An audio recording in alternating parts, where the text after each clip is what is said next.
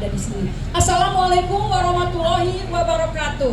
Perkenalkan, nama saya Imas Siti Rohmah. Saya merupakan Bunda Literasi Kecamatan Pabuaran. Akan membawakan cerita yang berjudul Asal Usul Gunung Pinang. Memandang alam dari atas bukit, sejauh pandangku lepaskan sungai tanpa berliku, sawah hijau membentang bagai permadani di kaki langit. Gunung menjulang berpayung awan, oh indah pemandangan Gunung Pinang. Sangatlah indah sekali untuk dipandang. Pada zaman dahulu kala, di pesisir pantai Teluk Banten, hiduplah seorang janda tua bersama anaknya yang bernama Dampu Awang. Mereka hidup penuh dengan kekurangan dan sangatlah miskin. Tetapi Dampu Awang memiliki cita-cita yang sangat tinggi, yaitu ingin menjadi saudagar kaya dan ingin memiliki kapal yang sangat besar. Sehingga pada suatu hari datanglah berlabuh sebuah kapal. Kapalnya sangat mewah dan sangat besar, dimiliki oleh seorang saudagar kaya dari negeri Malaka yang bernama Teku Abu Matsya.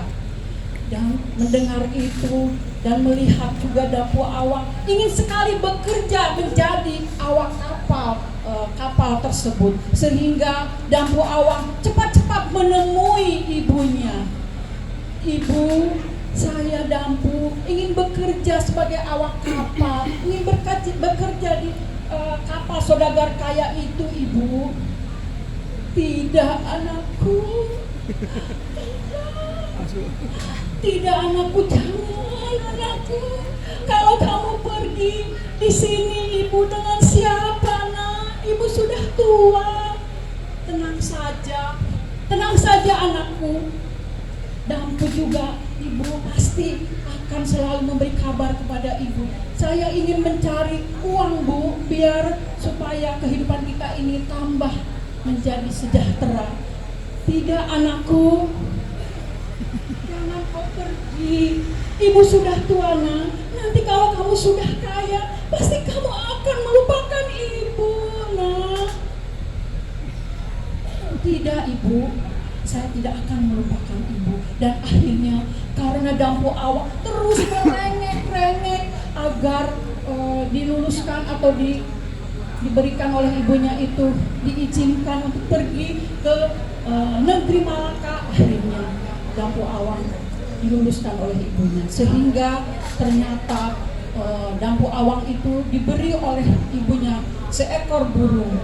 Nah, tolong ya, nak ya, ini burung ini tolong dibawa, nak, dan juga tolong burung ini dipelihara, dan namanya juga ini adalah peninggalan ibunya. Baik Ibu, ibuku sayang, janganlah bersedih. Ibu Dampu akan pergi lagi dan datang lagi, membawa kesejahteraan agar Dampu hidup senang. Terima kasih Ibu. Ibu, saya pergi Ibu. Iya anakku, pergi ya.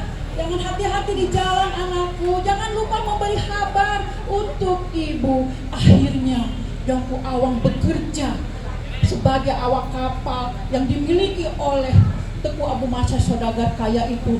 Dampu Awang bekerja sangat giat dan sangat rajin, sehingga Teku Abu Matsya itu menjadi kagum terhadap Dampu Awang. Dan juga Dampu Awang menjadi karirnya itu ya, akhirnya menjadi tambah, sehingga Dampu Awang itu dijadikan wakil dari Bapak saudagar kaya tersebut, Teku Abu Matsya. Sehingga Dampu Awang dipercaya oleh saudagar kaya tersebut. Hingga suatu hari Dampu Awang itu dipanggil oleh saudagar kaya tersebut. Dampu Awang, kemarilah. Iya Tuan, ada apa Tuan memanggil saya? Saya ini, kamu ini bisa tidak jadi menantu saya, sebab pekerjaan kamu sangatlah bagus. Saya kagum terhadapmu, saya percaya sama kamu, kamu seorang yang jujur. Hah, tidak salah Tuan, bahwa saya ini anak buah Tuan. Tidak Dampu Awang, saya sangat sekali ingin kamu menjadi menantu saya. Akhirnya pernikahan pun terwujud, disambut dengan meriah oleh rakyat semuanya negeri Malaka, dan menikahnya itu sangatlah ramai dan meriah. Dan setelah itu, lambat laun setelah pernikahan itu, Teku Abu Masya jatuh sakit, dan akhirnya Teku Abu Masya itu setelah jatuh sakit akhirnya meninggal dunia, sehingga seluruh harta kekayaannya dikelola oleh Dampu Awang beserta istrinya yang bernama Siti Nur Hasanah. Dan setelah itu Dampu Awang hidup bahagia bergelimang harta bersama istrinya, sehingga Dampu Awang melupakan ibunya di kampung halamannya di Banten. Dan setelah itu, setelah bertahun-tahun lamanya Dampu Awang hidup bergelimang harta, sehingga ada keinginan kangen terhadap kampung halamannya di Banten. Istriku dan para pengawalku, yuk kita pergi ke kampung halamanku di Banten. Ayo. Akhirnya mereka pada berangkat dan berlayar berhari-hari menuju Teluk Banten. Dan akhirnya mereka pun datang di pelabuhan tersebut, sehingga penduduk berbondong-bondong melihat ada apa itu, ada kapal yang bagus, milik siapakah itu, milik siapakah itu. Yuk kita beramai-ramai semuanya melihat kapal yang bagus itu, semuanya pada datang.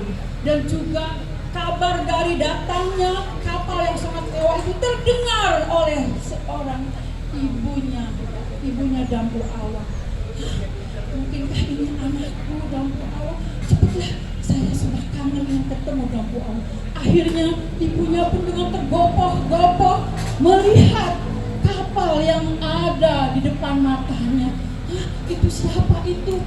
Seperti Dampu Awang anakku, tetapi ada perempuan cantik di situ, dan juga ada si ketut di pundaknya. Akhirnya ibunya itu yakin bahwa itu adalah anaknya Dampu Awang. Akhirnya dipanggil-panggil namanya. Dampu Awang, Dampu Awang, ini ibu nak, ini ibu nak, ini ibu sangat kangen padamu.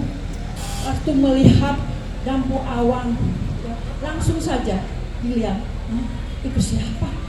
Dia di hatinya itu tahu itu ibunya, tetapi dia tidak mau mengakui itu adalah ibu. Dan selanjutnya istrinya pun berkata, Kanda, benarkah itu ibumu Kanda? Katanya ibunya sudah meninggal.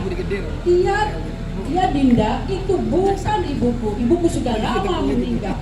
Akhirnya Dampu Awang mengusir ibunya tersebut.